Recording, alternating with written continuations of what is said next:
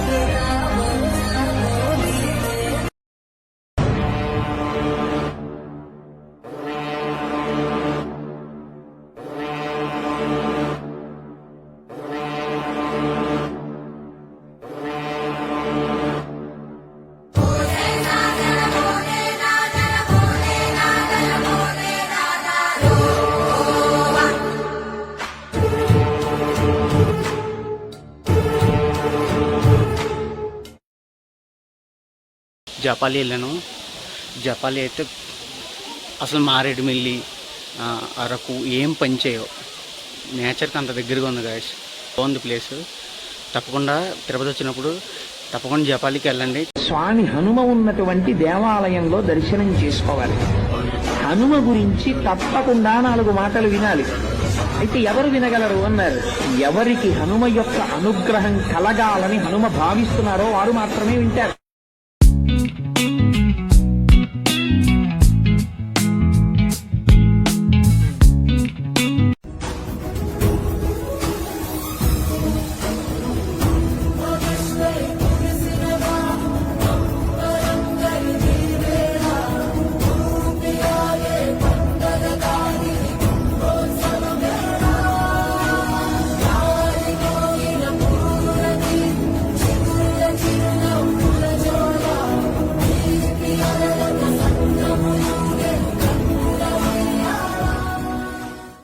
ఆ వెంకటేశ్వర స్వామి వారి దర్శనమే దశావతారముల యొక్క దర్శనం.